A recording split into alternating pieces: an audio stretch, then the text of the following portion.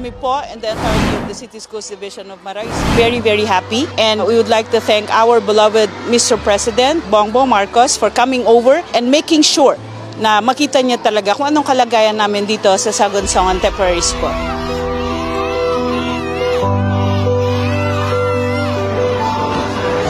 Sa ating mahal na Pangulo, maraming salamat po sa pagbigay niyo sa amin ng mga laptop at saka ng Starlink. Asahan niyo po na ito'y gagamitin namin para ma-uplift yung performance ng mga bata.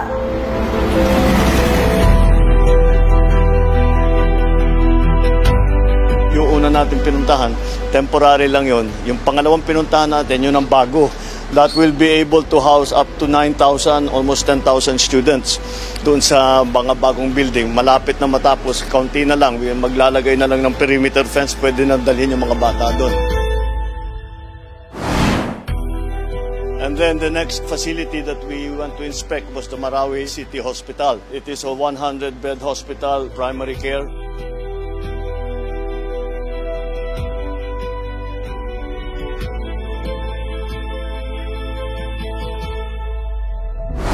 Sa port, we know how important the port is to the surrounding 18 municipalities that are around Lake Lanao. This is the first of several ports that we will put. Dahil pagka ito lang, walang connectivity, hindi magagamit dahil walang pupuntahan yung barko.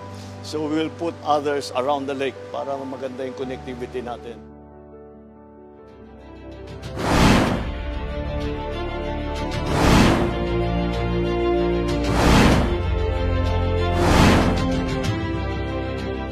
These are the main infrastructure developments that we have initiated here in Marawi. Marami pa tayong gagawin and we will be able to show the progress that we have been making in putting Marawi back together.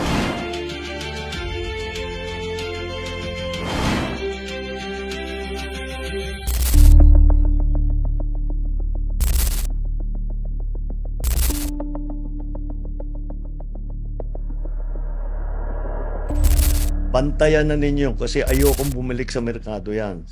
Sirain na ninyo kagad as quickly as possible and make sure nandun kayo para pag sinabing so many tons, ilang tonelada, yun talaga ang nandyan. Hindi na babawasan. Bilangin ninyo ng gusto, tapos uusan nyo ng gasolina, sunugin na ninyo.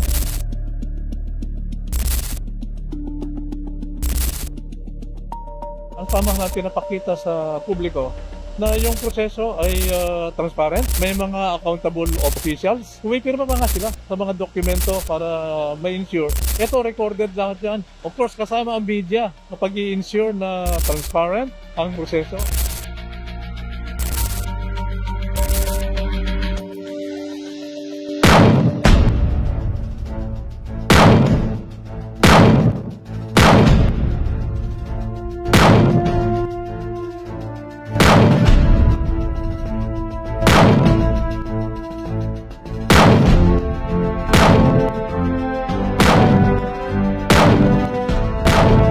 Napakalaki po ng magagawa ng Father Clinic dito sa amin.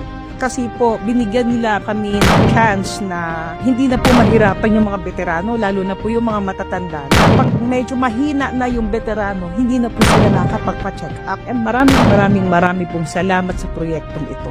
Napakalaking bagay po nito para sa amin. Napakalaking tulong po para sa amin. At sana po, all over the country magkaroon ng ganito.